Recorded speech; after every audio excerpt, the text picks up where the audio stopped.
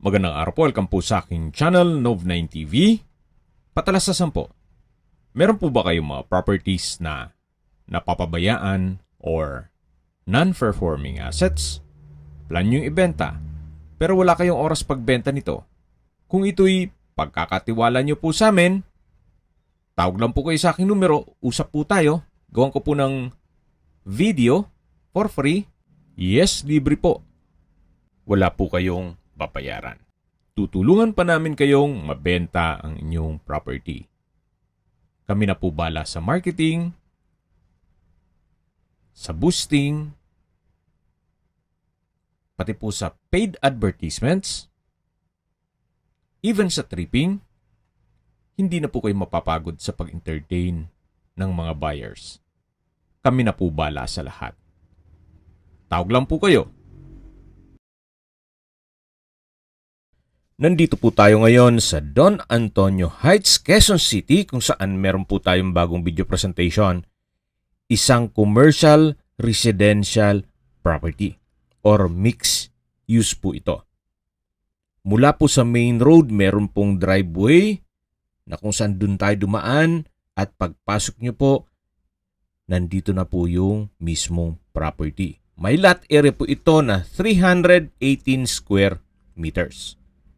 Titulado, buhay po ang may-ari kaya wala po kayong maging problema sa documentation o sa transfer ng title.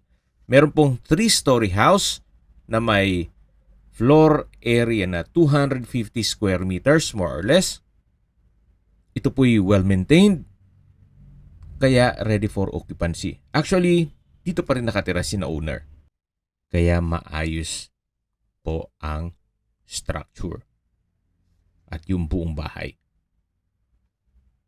Napaganda po ng lokasyon. Paglabas nyo po sa gate ng property, ay nandyan na po lahat ng business establishments.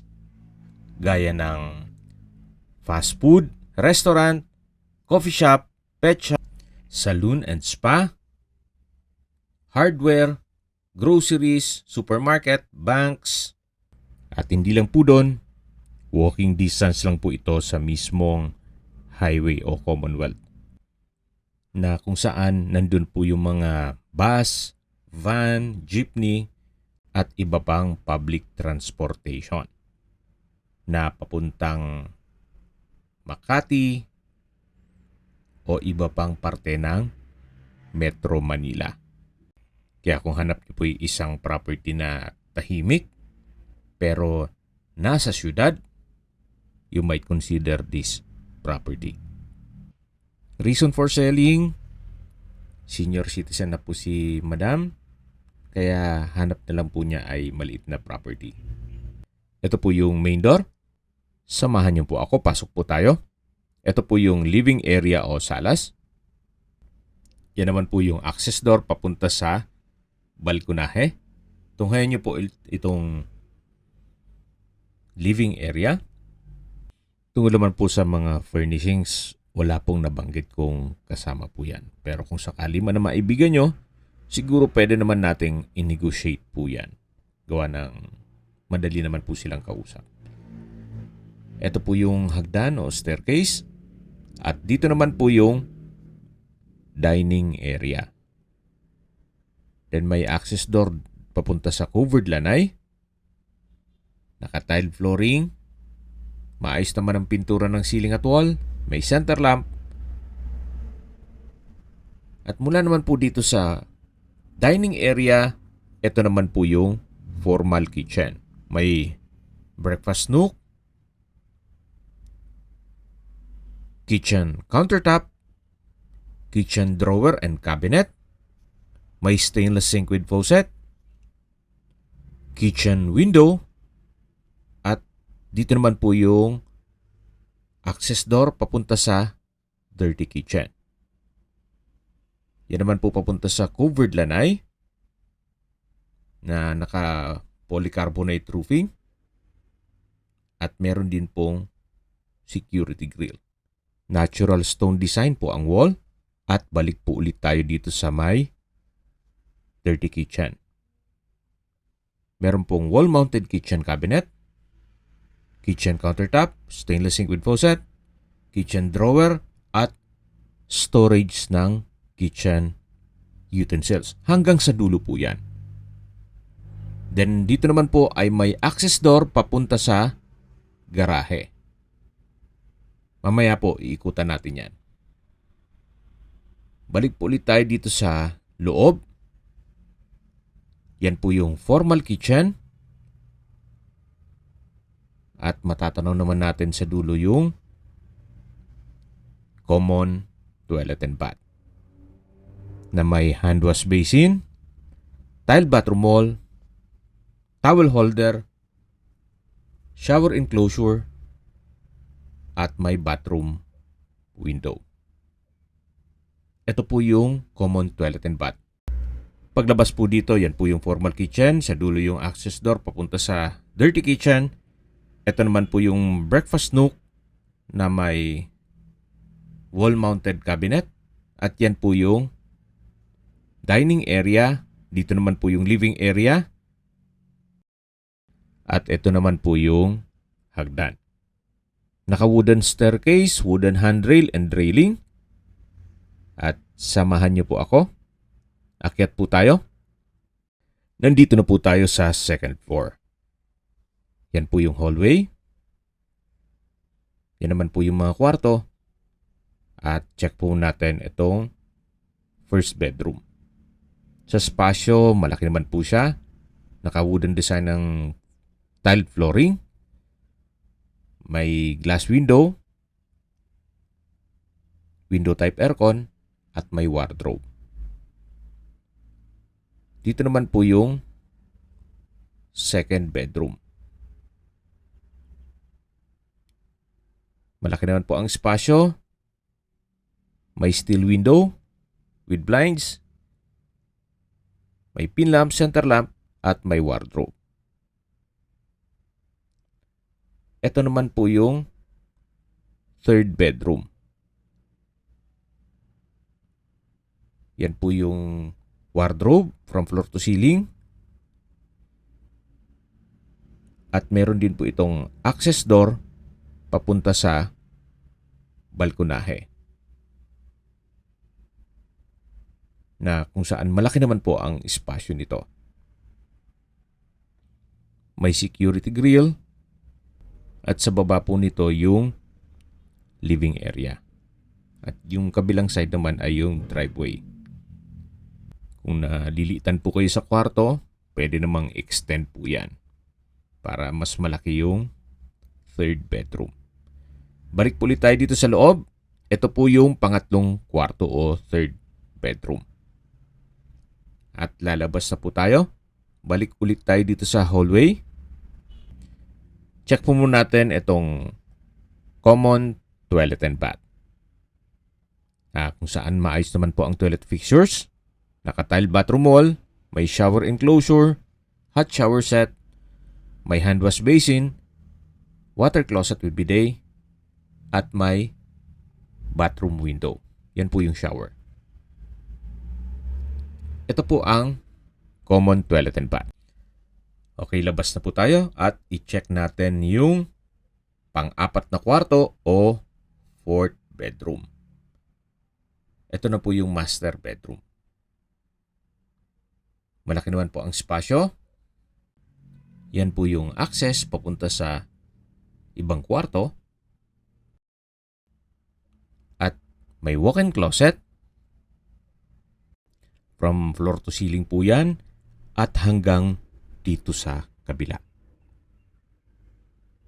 Meron din pong drawer and dresser.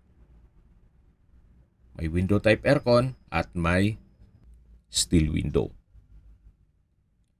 Dito naman po yung papunta sa banyo. Malaki din po ang espasyo nito. May hand wash basin, vanity mirror, water closet with bidet, shower enclosure at tile bathroom wall. Yan po ulit yung walk-in closet. At balik po ulit tayo dito sa kwarto.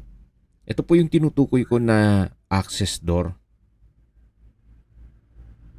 Papunta naman yan dun sa ibang kwarto at sa third floor. Meron pong malaking sliding glass window with security grill na nag-serve sa as natural ventilation. At ito naman po yung pang 5 kwarto. Sa spasyo, sakto lang. Di naman siya ganun kaliit at hindi naman ganun kalaki.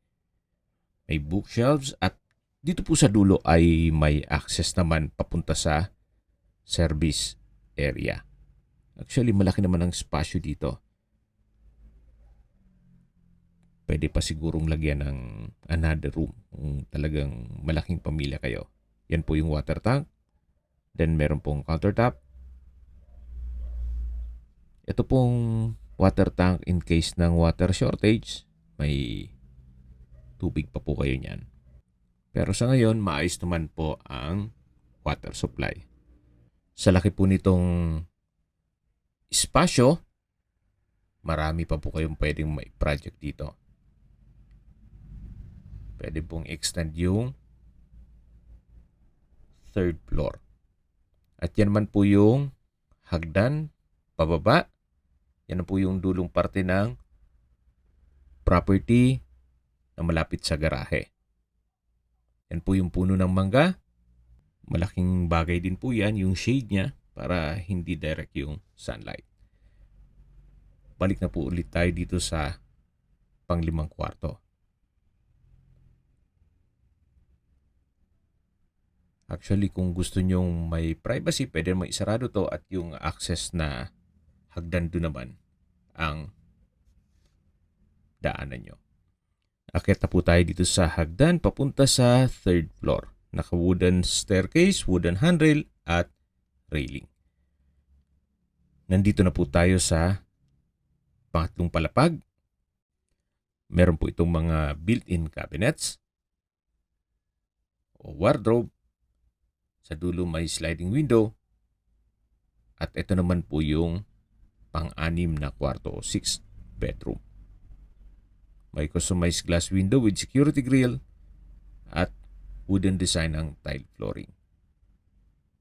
At habang naglilibot tayo at pinagmamasdan nyo po itong buong property, pag-usapan natin ang distance, location at travel time.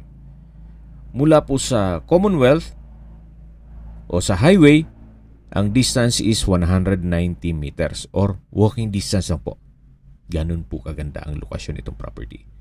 Mula naman po sa Diliman Corporate Center, St. Peter Parish at Our Lady of Mercury School, ang distance is 5.2 kilometers at ang travel time is 9 minutes.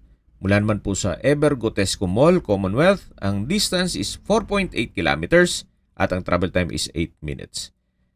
Mula naman po sa mga hospitals, gaya ng Commonwealth Hospital, ang distance is 7.9 kilometers at ang travel time is 25 minutes. Sa General Malbar Hospital, 2 kilometers at ang travel time is 4 minutes. Diliman Doctors, ang distance is 3.5 kilometers at ang travel time is 6 minutes. At New Era General Hospital, ang distance is 6.2 kilometers at ang travel time is 13 minutes. Mula naman po sa V. Luna Hospital, ang distance is 7.9 kilometers at ang travel time is 16 minutes. Yan po yung mga hospital na malapit dito sa area. At yan po yung lagi kong binabanggit sa inyo na dapat nyo i-consider sa paghanap ng property ay yung meron pong malapit na hospital. Hindi ko naman po sinasabing sakitin kayo. Yan naman po for emergency purpose lang naman. At pahabol po sa isang malaking hospital, yung East Avenue Medical Center, ang distance is 6.8 kilometers at ang travel time is 13 minutes. Mula naman po sa UP Diliman, ang distance is 4.7 kilometers at ang travel time is 7 minutes. Mula naman po sa Ateneo, ang distance is 9.9 kilometers at ang travel time is 20 minutes. Mula naman po sa airport, ang distance is 27.9 kilometers at ang travel time is 45 minutes. Okay, sa presyo na po tayo.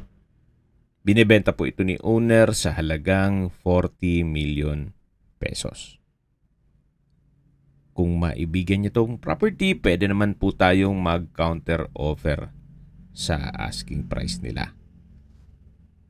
Kung may mga katanungan po kayo at gusto magpaset ng tripping dito sa property na to, tawag lang po kayo sa aking numero. At sa mga kababayan naman natin nasa ibang bansa, meron po akong WhatsApp, Viber, Telegram at Signal.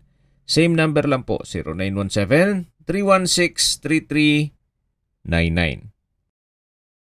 Sa mga nagtatanong naman po ng aming Facebook, meron po aming Facebook page na Nov9TV at Facebook Real Video. Meron din pong TikTok at Instagram.